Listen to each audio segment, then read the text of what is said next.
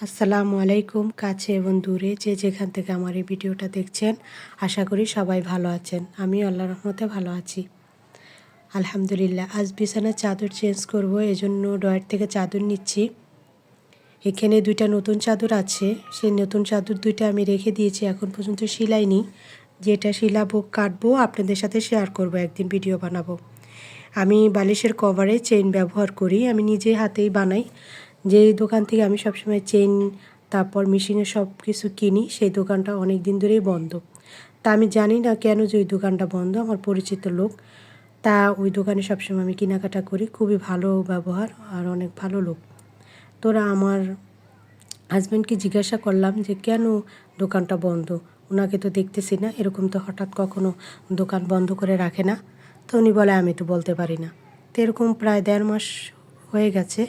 হওয়ার পর তারপরে একদিন হঠাৎ করে উনি বলতেছে যে বাসায় আসছে। বাসায় আসার পর ওনার মনটা খুবই খারাপ। তা আমি বললাম কী হয়েছে?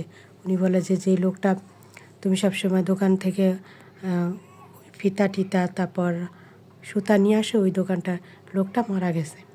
তা আমি শুনে আমি কোনো বলার আর কোনো ভাষা নেই। আমি চুপ করে কতক্ষণ নিস্তব্ধ হয়ে বসে রইলাম। আর আমার গায়ের পশমগুলো দাঁড়িয়ে গেছে যে কেমন কেমন কথা।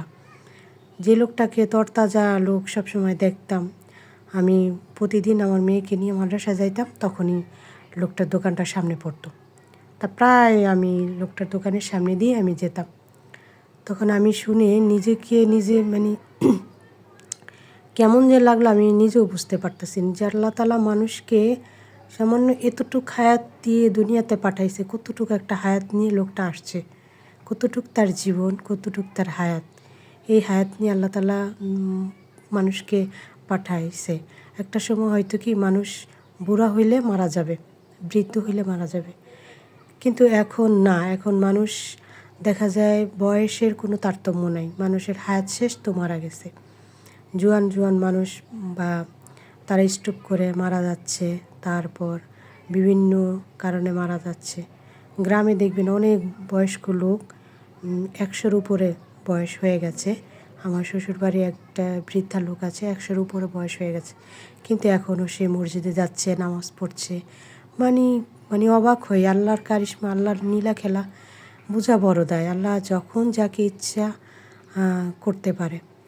তা আমি লোকটার কথা শুনে আমি 2 দিন আমার এত খারাপ লাগছে, কি বলবো, বলার আর ভাষা নেই। আপনাদের সাথে কথা বলতে বলতে অনেক কাজ করেছি। আমার মেয়ে আজকে নুডলস খাবে, তো নুডলস এইভাবে ঝোল করে ওরা খায়, আমার ভালো লাগে না। আর এই চপস্টিক দিয়ে ওরা ধরে খেতে পারে, আমার কাছে আমি ধরতেও পারি না। বাচ্চারা আর কি এইভাবে খেয়ে আরাম পায়। আজকের ভিডিওটা এই পর্যন্তই। যারা আমার ভিডিওটা দেখতেছেন অবশ্যই লাইক দিয়ে দিবেন। আল্লাহ হাফেজ।